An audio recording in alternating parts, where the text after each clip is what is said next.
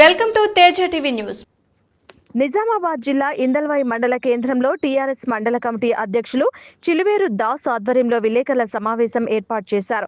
నిన్న జరిగిన అసెంబ్లీ సమావేశంలో తెలంగాణ జాతిపిత టీఆర్ఎస్ రాష్ట్ర వ్యవస్థాపకులు కల్వకుంట్ల చంద్రశేఖరరావుపై కాళేశ్వరం కాంట్రాక్టు ప్రాజెక్టుగా కాంగ్రెస్ ప్రభుత్వం అభివర్ణించడం సిగ్గుచేటని, భారతదేశంలోనే ఎక్కడా లేని విధంగా ఆనాటి ముఖ్యమంత్రి కల్వకుంట్ల చంద్రశేఖరరావు కాళేశ్వరం ప్రాజెక్టు తెలంగాణ రాష్ట్రంలో నిర్మించి లక్షలాది ఎకరాలకు సాగునీరు అందించే లక్ష్యంతో ఒక విజయంతో తెలంగాణ రాష్ట్రాన్ని సస్యశ్యామలంగా చేయుటకు గత 10 సంవత్సరాల నుండి తెలంగాణలో రైతులకు సాగునీరు అందించి పంటలు సమృద్ధిగా పండే దిశగా కేసీఆర్ ఆలోచించి కాళేశ్వరం ప్రాజెక్టుని నిర్మించడం జరిగిందని తెలిపారు.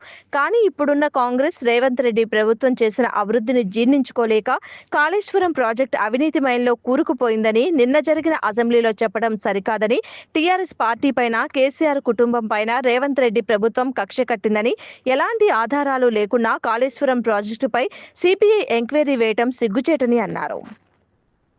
ఇప్పటికైనా కాంగ్రెస్ ప్రభుత్వం తమ వైఖరిని మార్చుకొని దళిత, గిరిజన, మైనార్టీ, బలహీన వర్గాలకు న్యాయం జరిగే విధంగా కృషి చేయాలని, తమ గత 10 సంవత్సరాల నుండి చేసిన అభివృద్ధి రాష్ట్రంలో ఉందే తప్ప కాంగ్రెస్ మాత్రం అధికారంలోకి వచ్చి రాష్ట్రంలో ఎలాంటి అభివృద్ధి చేయకపోవడం సిగ్గుచేటని టీఆర్ఎస్ రూరల్ కన్వీనర్ పాసం కుమార్ కాంగ్రెస్ ప్రభుత్వంపై ఆగ్రహం వ్యక్తం చేశారు.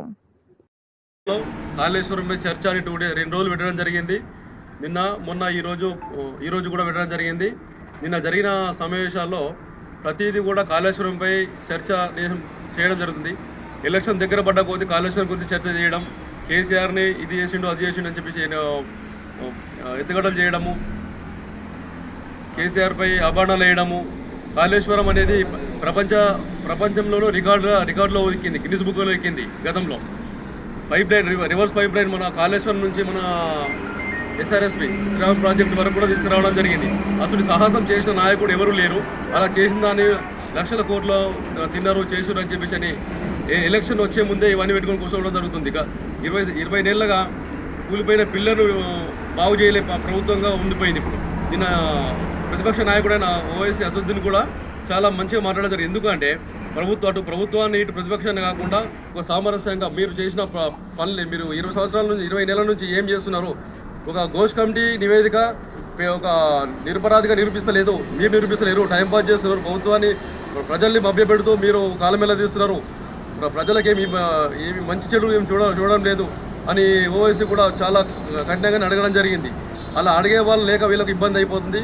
సొంతంగా బీఆర్ఎస్ వాళ్ళు అడిగితే నింపై తాను ఏదో చెప్పుకున్నట్టు అయిపోతుంది. అంటే మేము చేసిన పనికి మేము చెప్పుకున్నట్టు అయిపోతుంది, చేసిన మంచి పని చెప్పుకునేది.